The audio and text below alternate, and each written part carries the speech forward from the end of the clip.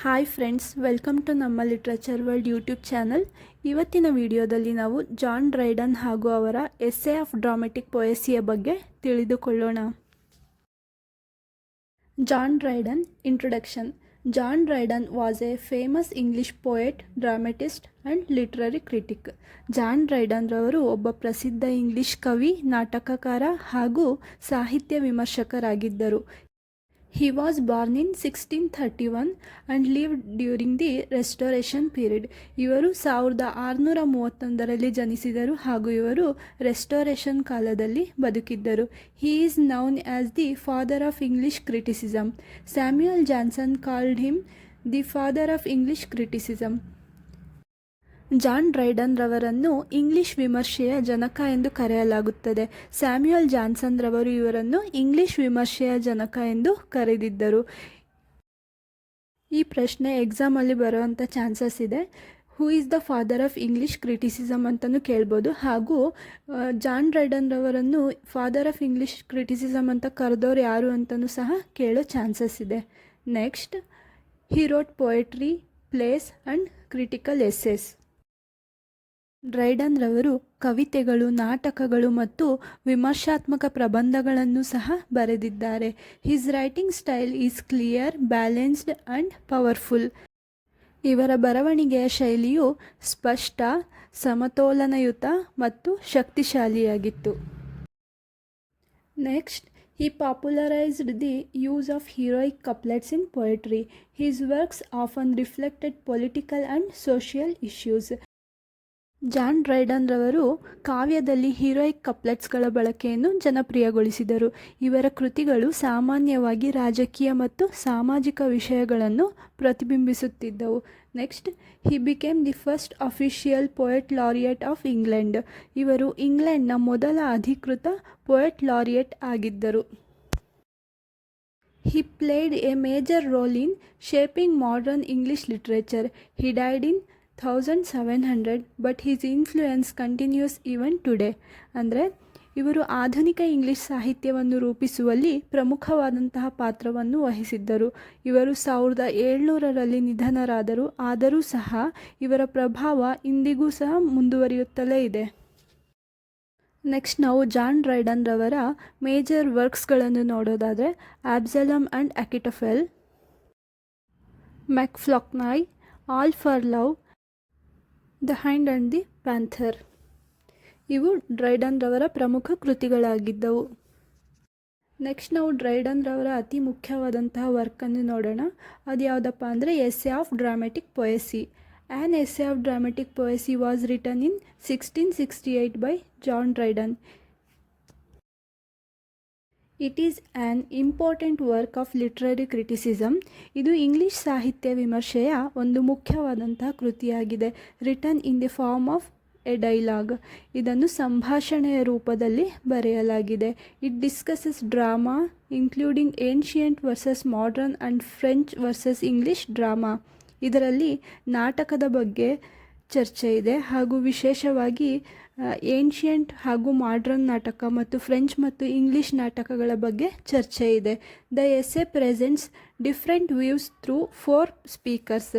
ಈ ಪ್ರಬಂಧದಲ್ಲಿ 4 ನಾವು ಕ್ಯಾರೆಕ್ಟರ್ಗಳನ್ನು ನೋಡಬಹುದು. ಅವರ ಮೂಲಕ ವಿಭಿನ್ನವಾದಂತಹ ಅಭಿಪ್ರಾಯಗಳನ್ನು ಡ್ರೈಡನ್ ರವರು ನೀಡಿದ್ದಾರೆ. It also explains rules like the 3 unities. Dryden gives a balanced and practical view of drama. ಡ್ರೈಡನ್ ರವರು ನಾಟಕದ ಬಗ್ಗೆ ಸಮತೋಲನಯುತ ಹಾಗೂ ಪ್ರಾಯೋಗಿಕ ದೃಷ್ಟಿಕೋನವನ್ನು ನೀಡಿದ್ದಾರೆ. He supports English drama for being more natural and lively. ಇವರು ಇಂಗ್ಲಿಷ್ ನಾಟಕಗಳನ್ನು ಹೆಚ್ಚು ಸಹಜವಾಗಿ ಹಾಗೂ ಚೈತನ್ಯಪೂರ್ಣ ಎಂದು ಬೆಂಬಲಿಸುತ್ತಾರೆ.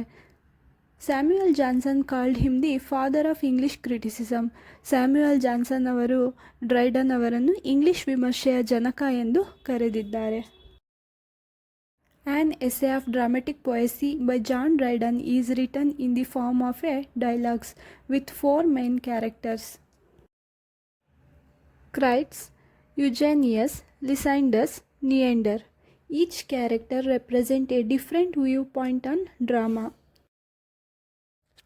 ನಾವು ಎಸ್ಸೆ ಆಫ್ ಡ್ರಾಮೆಟಿಕ್ ಪೊಯೆಸಿಯಲ್ಲಿ 4 ಪ್ರಮುಖವಾದಂತಹ ಪಾತ್ರಗಳನ್ನು ನೋಡಬಹುದಾಗಿದೆ. ಅವೆಂದರೆ ಕ್ರೈಟ್ಸ್, ಯುಜೇನಿಯಸ್, ಲಿಸೈಂಡಸ್ ಹಾಗೂ ನಿಯೆಂಡರ್. ಈ ಪ್ರತಿಯೊಂದು ಪಾತ್ರವು ನಾಟಕದ ಬಗ್ಗೆ ವಿಭಿನ್ನ ಅಭಿಪ್ರಾಯವನ್ನು ಪ್ರತಿನಿಧಿಸುತ್ತವೆ.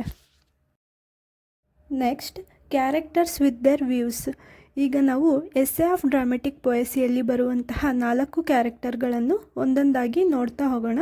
ಮೊದಲನೆಯದಾಗಿ Crites represents sir Robert Howard. Crites ಅವರ ಪಾತ್ರವನ್ನು ಸರ್ ರಾಬರ್ಟ್ ಹೋವರ್ಡ್ ರವರು ಪ್ರತಿನಿಧಿಸಿದ್ದಾರೆ. Next, he supports ancient Greek and Roman writers. ಇವರು ಪ್ರಾಚೀನ ಗ್ರೀಕ್ ಮತ್ತು ರೋಮನ್ ಲೇಖಕರನ್ನು ಬೆಂಬಲಿಸುತ್ತಿದ್ದಾರೆ. ಇಲ್ಲಿ he believes ancient drama is perfect and well structured. ಪ್ರಾಚೀನ ನಾಟಕವು ಪರಿಪೂರ್ಣ ಮತ್ತು ಸರಿಯಾದ ರಚನೆಯನ್ನು ಹೊಂದಿದೆ ಎಂದು ಇವರು ನಂಬುತ್ತಿದ್ದರು. ಎಕ್ಸಾಮಲ್ಲಿ ಏನ್ಷಿಯಂಟ್ ಗ್ರೀಕ್ ಆ್ಯಂಡ್ ರೋಮನ್ ರೈಟರ್ಸನ್ನು ಯಾರು ಸಪೋರ್ಟ್ ಮಾಡ್ತಾಯಿದ್ರು ಅಂತ ಕೇಳೋ ಚಾನ್ಸಸ್ ಇದೆ. ಯಾರು ಸಪೋರ್ಟ್ ಮಾಡ್ತಾಯಿದ್ರು ಅಂದರೆ ಕ್ರೈಟಿಸ್ ರವರು ಸಪೋರ್ಟ್ ಮಾಡ್ತಾಯಿದ್ರು. Next, emphasises rules, discipline and orders. ಇವರು ನಿಯಮಗಳು, ಶಿಸ್ತು ಮತ್ತು ಕ್ರಮಗಳಿಗೆ ಹೆಚ್ಚಿನ ಮಹತ್ವವನ್ನು ನೀಡುತ್ತಾರೆ. Thinks modern writer are less refined. ಅಂದರೆ ಆಧುನಿಕ ಬರಹಗಾರರು ಕಡಿಮೆ ನಿಖರರು ಎಂದು ಇವರು ಭಾವಿಸುತ್ತಾರೆ. Believes ancients followed moral values and unity properly and prefers imitation of classical models in writing. ಪ್ರಾಚೀನರು ನೈತಿಕ ಮೌಲ್ಯಗಳು ಮತ್ತು ಏಕತೆಯನ್ನು ಸರಿಯಾಗಿ ಪಾಲಿಸಿದರು ಎಂದು ನಂಬುತ್ತಾರೆ ಹಾಗೂ ಬರವಣಿಗೆಯಲ್ಲಿ ಕ್ಲಾಸಿಕಲ್ ಮಾದರಿಗಳನ್ನು ಅನುಸರಿಸುವುದನ್ನು ಇಷ್ಟಪಡುತ್ತಿದ್ದರು. ಹೀಗೆ ಈ ಕ್ರೈಟಿಸ್ ಎಂಬ ಕ್ಯಾರೆಕ್ಟರ್ ಆಧುನಿಕ ಗ್ರೀಕ್ ಮತ್ತು ರೋಮನ್ ಬರಹಗಾರರಿಗೆ ಸಪೋರ್ಟ್ ಮಾಡಿದೆ. Next, Eugenius represents Charles Sackville. Eugenius ಕ್ಯಾರೆಕ್ಟರನ್ನು ಚಾರ್ಲ್ಸ್ ಸ್ಯಾಕ್ವಿಲ್ ರವರು ಪ್ರತಿನಿಧಿಸುತ್ತಾರೆ. Supports modern writers. ಇವರು ಆಧುನಿಕ ಬರಹಗಾರರನ್ನು ಬೆಂಬಲಿಸುತ್ತಾರೆ. ನಾವು ಈಗಾಗಲೇ ನೋಡಿರುವ ಹಾಗೆ ಕ್ರೈಟಿಸ್ ರವರು ಏನ್ಷಿಯಂಟ್ ಗ್ರೀಕ್ ಮತ್ತು ರೋಮನ್ ರೈಟರ್ಸ್ಗೆ ಸಪೋರ್ಟ್ ಮಾಡಿದರೆ, ಯುಜೇನಿಯಸ್ ರವರು ಆಧುನಿಕ ಬರಹಗಾರರು ಅಂದರೆ ಮಾಡ್ರನ್ ರೈಟರ್ಸ್ಗೆ ಇವರು ಸಪೋರ್ಟ್ ಮಾಡ್ತಾರೆ. Believes modern drama is more developed. ಇವರ ಪ್ರಕಾರ ಆಧುನಿಕ ನಾಟಕವು ಹೆಚ್ಚು ಅಭಿವೃದ್ಧಿಯಾಗಿದೆ ಎಂದು ನಂಬುತ್ತಾರೆ. Next, values creativity and innovation. ಆಧುನಿಕ ಬರಹಗಾರರು ಸೃಜನಶೀಲತೆ ಮತ್ತು ಹೊಸತನಕ್ಕೆ ಹೆಚ್ಚಿನದಾದ ಮಹತ್ವವನ್ನು ನೀಡುತ್ತಾರೆ.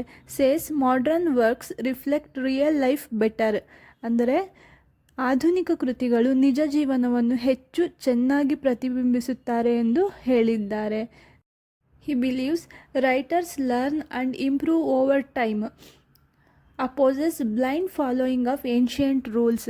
ಅಂದರೆ ಬರಹಗಾರರು ಕಾಲದೊಂದಿಗೆ ಅಂದರೆ ಕಾಲಕ್ಕೆ ತಕ್ಕಂತೆ ಕಲಿಯುತ್ತಾರೆ ಹಾಗೂ ಇವರು ತಮ್ಮ ಬರಹಗಳನ್ನು ಇಂಪ್ರೂವ್ ಮಾಡ್ಕೊಳ್ತಾ ಹೋಗ್ತಾರೆ ಹಾಗೂ ಪ್ರಾಚೀನ ನಿಯಮಗಳನ್ನು ಅಂಧವಾಗಿ ಅನುಸರಿಸುವುದಕ್ಕೆ ವಿರೋಧಿಸುತ್ತಾರೆ. ಈ ಆಧುನಿಕ ಬರಹಗಾರರು ಅಂದರೆ ಮಾಡ್ರನ್ ರೈಟರ್ಸ್ ಏನಿದ್ದಾರೆ, ಇವರು ಏನ್ಷಿಯಂಟ್ ರೈಟರ್ಸನ್ನು ಅನುಕರಣೆ ಮಾಡಲು ಬಯಸುವುದಿಲ್ಲ. ಇವರು ಹೆಚ್ಚು ಸೃಜನಶೀಲತೆ ಅಂದರೆ ಕ್ರಿಯೇಟಿವಿಟಿಗೆ ಆಗಲಿ ಹೊಸತನಕ್ಕೆ ಹೆಚ್ಚಿನ ಮಹತ್ವವನ್ನು ನೀಡುತ್ತಾರೆ. Next, Lisideius represents sir Charles Sedley. Support French drama. Praises 3 unities time, place and action. Believes French plays are clear and well organized. ನಾವು ನೆಕ್ಸ್ಟ್ ಕ್ಯಾರೆಕ್ಟರನ್ನು ನೋಡೋದಾದರೆ ಲಿಸಿಡಿಯಸ್. ಇವರ ಕ್ಯಾರೆಕ್ಟರನ್ನು ಚಾರ್ಲ್ಸ್ ಸೆಡ್ಲಿರವರು ಪ್ರತಿನಿಧಿಸುತ್ತಿದ್ದರು. ಇವರು ಫ್ರೆಂಚ್ ನಾಟಕವನ್ನು ಬೆಂಬಲಿಸುತ್ತಾರೆ. 3 ಏಕತೆಗಳು ಅಂದರೆ ಕಾಲ, ಸ್ಥಳ ಮತ್ತು ಕ್ರಿಯೆ ಇವುಗಳನ್ನು ಪ್ರಶಂಸಿಸುತ್ತಾರೆ. ಫ್ರೆಂಚ್ ನಾಟಕಗಳು ಸ್ಪಷ್ಟ ಮತ್ತು ಚೆನ್ನಾಗಿ ವ್ಯವಸ್ಥಿತವಾಗಿ ಇರುತ್ತವೆ ಎಂದು ಇವರು ನಂಬುತ್ತಿದ್ದರು. Thinks English drama lacks discipline. Values neat structure and proper form.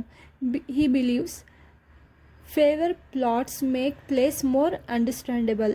ಅಂದರೆ ಇಂಗ್ಲಿಷ್ ನಾಟಕದಲ್ಲಿ ಶಿಸ್ತು ಕಡಿಮೆ ಇದೆ ಎಂದು ಇವರು ಭಾವಿಸಿದ್ದರು.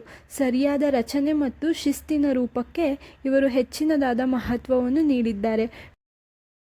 ಕಡಿಮೆ ಪ್ಲಾಟ್ಸ್ ಅಥವಾ ಕಡಿಮೆ ಕಥಾಹಂದರಗಳು ಇದ್ದರೆ ನಾಟಕಗಳು ಹೆಚ್ಚು ಸುಲಭವಾಗಿ ಅರ್ಥವಾಗುತ್ತವೆ ಎಂಬುದು ಲಿಸಿಡಿಯಸ್ ರವರ ನಂಬಿಕೆಯಾಗಿತ್ತು.